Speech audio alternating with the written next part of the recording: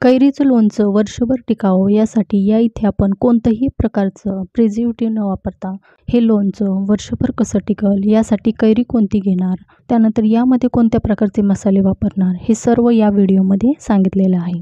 त्यामुळे हा व्हिडिओ कुठेही स्किप न करता शेवटपर्यंत पाहत राहा. तुमचं सगळ्यांचं वैशाली किचनमध्ये मनापासून खूप खूप स्वागत.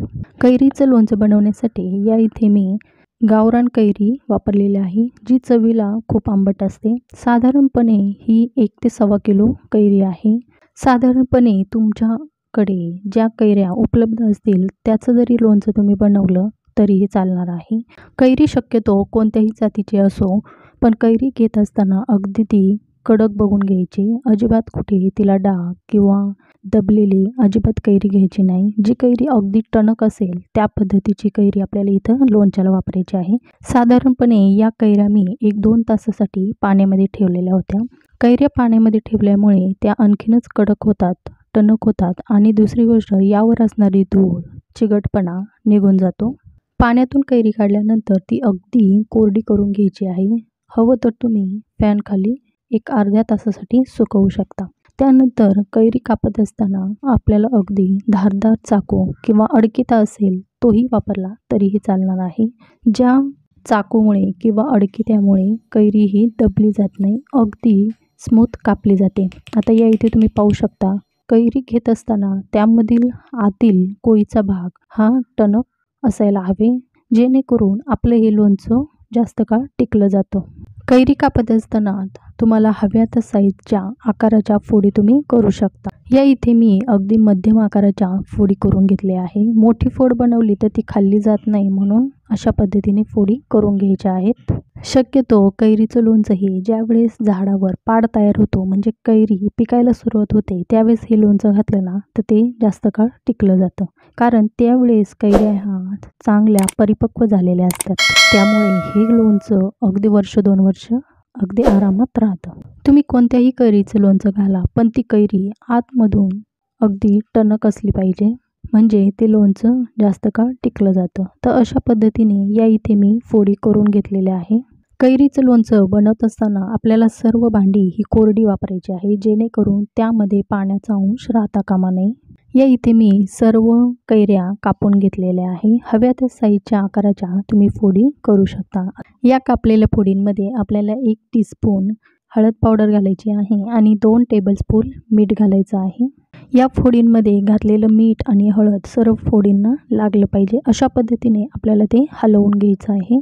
कोणताही वाळवणाचा पदार्थ असो, त्यामध्ये मीठ घातल्यामुळे तो पदार्थ जास्त काळ टिकला जातो. म्हणून मिठामध्ये पदार्थ टिकवून ठेवण्याची क्षमता असते. म्हणून या इथे आपण हळद आणि मीठ सुरुवातीला वापरणार आहोत. यामुळे आपलं लोणचं जास्त काळ टिकलं जातं.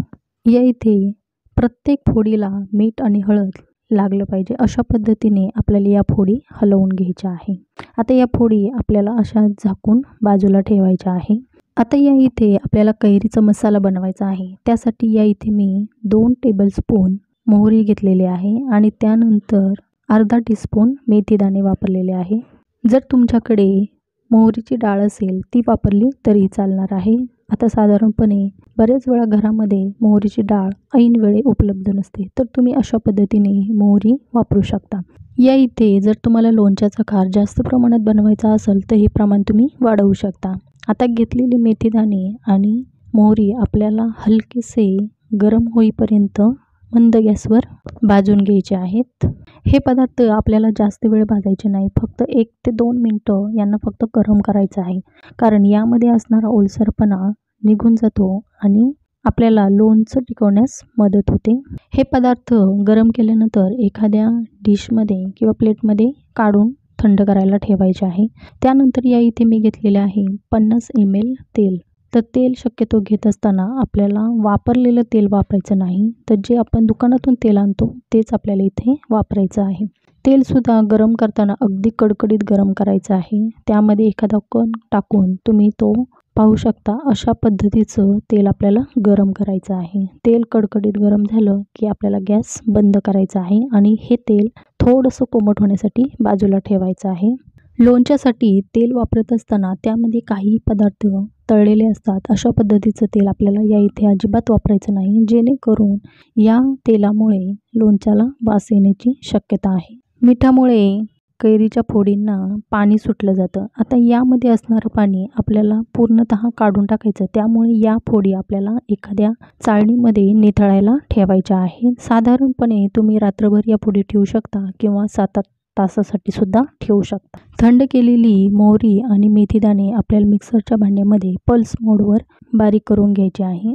या लोणच्यामध्ये तुम्ही बडीशोपचा किंवा लवंग हे सुद्धा वापरू शकता. तुमच्या आवडीप्रमाणे तुम्ही या लोणच्यामध्ये कोणतेही पदार्थ वापरू शकता, पण ते पदार्थ घेत असताना शक्यतो हलकेसे गरम करून वापरायचे आहे, जेणेकरून त्यामध्ये असणारा ओलसरपणा निघून जातो आणि लोणचं टिकण्यास मदत होते.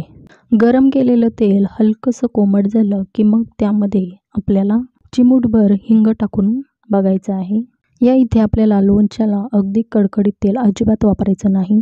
हलकंसं कोमट झालं की त्यामध्ये हिंग घालायचं आणि तुमच्या आवडीप्रमाणे मिरचीचं प्रमाण या इथे घालायचं आहे. साधारणपणे या इथे मी 2 टेबलस्पून मिरची वापरलेली आहे आणि त्यामध्ये लगेचच आपल्याला 1 टेबलस्पून मीठ घालायचं आहे.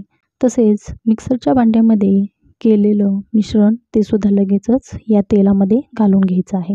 हलकंसं कोमट तेल असल्यामुळे हे पदार्थ तेलामध्ये छान मिक्स होतात. जर यामध्ये थोडाफार ओलसरपणा असेल तर तो तेलामध्ये मिक्स होतो.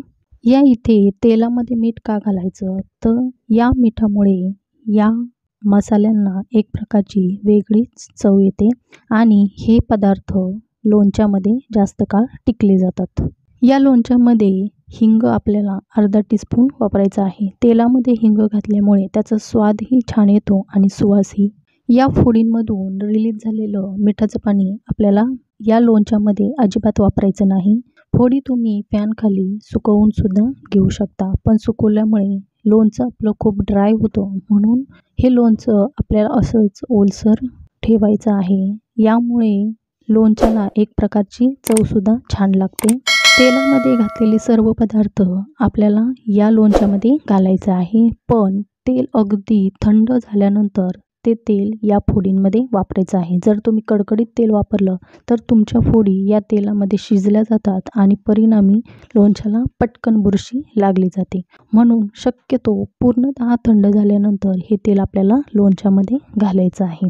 हे पदार्थ या फोडींमध्ये छान प्रकारे मिक्स करून घ्यायचं आहे. सर्व फोडींना हे मिश्रण लागेल या पद्धतीने मिक्स करायचं आहे.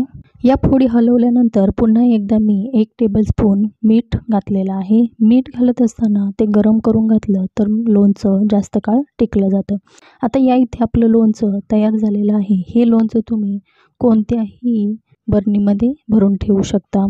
साधारणपणे ही बरणी पूर्णतः कोरडी असली पाहिजे. उन्हामध्ये 1-2 दिवस ही बरणी छान सुकवून द्यायची आणि नंतर तुम्ही त्या बरणीमध्ये हे लोणचं स्टोअर करू शकता. हे लोणचं तुम्ही प्लास्टिकच्या किंवा काचेच्या किंवा चिनी मातीच्या बरणीमध्ये सुद्धा भरून ठेवू शकता. लोणचं बरणीत भरल्यानंतर आपल्याला ही बरणी अगदी थंड ठिकाणी ठेवायची आहे आणि सतत याला हलवायचं आहे.